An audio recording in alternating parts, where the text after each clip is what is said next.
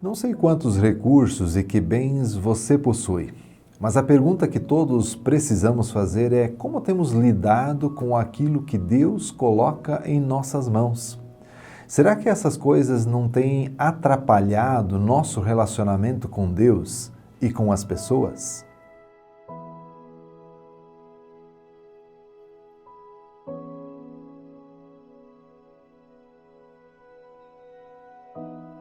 Certo homem estava tendo problemas com seu irmão acerca da divisão de uma herança. Ele procura Jesus, mas não para que decida entre os méritos das duas reivindicações. Apenas pede uma decisão a seu próprio favor. Ele não está pedindo ajuda para um árbitro, mas está ordenando ao juiz que execute os seus desejos. Ele já decidiu o que quer e tenta usar Jesus. Jesus profere então a parábola de um fazendeiro muito rico que teve um verão excepcional, porque por ocasião da ceifa tiveram uma colheita abundante. O fazendeiro pensava consigo mesmo o que fazer com a colheita e onde guardá-la. Então ele resolve: já sei o que vou fazer.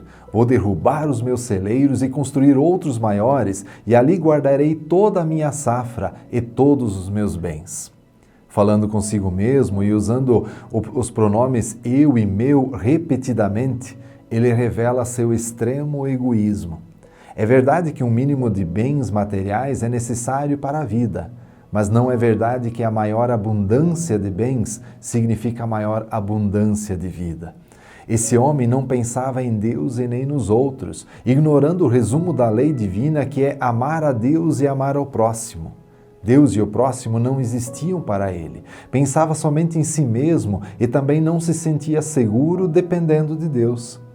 Assim, esse homem conclui: e direi a mim mesmo, você tem uma grande quantidade de bens armazenados para muitos anos. Descanse, coma, beba e alegre-se.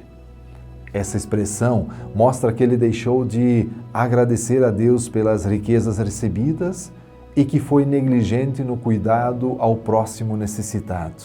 Sem Deus e sem o próximo, sua existência estava centrada nele mesmo. Só, sem relação com Deus, queria garantir o seu futuro.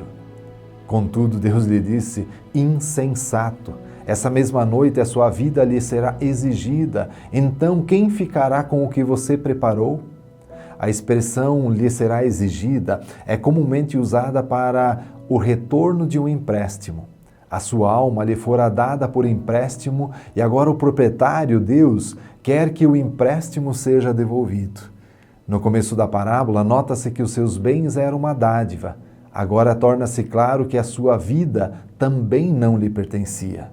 Todavia, a questão encontra-se não no anúncio de que este homem precisa morrer, mas na pergunta que se segue e que mostra claramente a verdadeira pobreza da sua vida. Ele está só e sem amigos em meio à sua riqueza.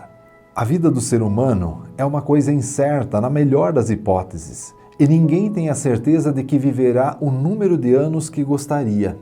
A coisa realmente tola era a confiança fácil daquele rico de que o futuro estava no seu controle. Jesus completa esse ensino com um contraste entre armazenar tesouros para si mesmo e ser rico para com Deus. É este último aspecto que importa. As pessoas são tolas se aceitarem uma condição inferior a esta.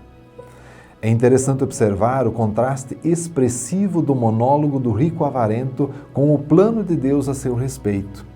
Em primeiro lugar, julgava-se muito precavido e prudente, no entanto foi julgado por Deus como um louco. Em segundo lugar, pensava ter em depósito muitos bens para muitos anos, mas de acordo com a sentença divina, essa noite apenas e os seus bens para que seriam? Em terceiro lugar, o rico arrogante julgava ter à sua disposição a sua alma. Direi a minha alma. Porém, esta noite, sua alma será exigida numa restituição para a qual ele não está preparado. Jesus não disse que o ser humano devia se privar de riquezas terrenas, prazer e bem-estar, mas deve compreender que Deus é o dono do mundo e que nos colocou apenas como despenseiros, como mordomos daquilo que é do Senhor. Como tal, devemos periodicamente prestar contas a Deus. Quando deixamos de fazê-lo e agimos como se fôssemos proprietários dos bens, transgredimos a lei de Deus e nos condenamos como loucos. É preciso retomar a pergunta que gerou essa parábola. Um homem clama por justiça na divisão da herança. A resposta de Jesus é em termos de que seja dada uma nova perspectiva ao problema propriamente dito. Ele não investiga quem está certo e quem está errado e depois coloca o seu peso do lado da justiça. Pelo contrário, Jesus introduz uma nova perspectiva, mediante a qual considera o problema e depois deixa sem resposta o problema propriamente dito. Aqui, o clamor egoísta pedindo justiça é entendido por Jesus como sintoma de uma enfermidade. Ele se recusa a respondê-lo, mas pelo contrário, dedica-se à cura da doença que produzira o pedido. Agora o ouvinte de Jesus tinha de dar uma resposta. E você? Como tem lidado com os bens que o Senhor colocou em suas mãos?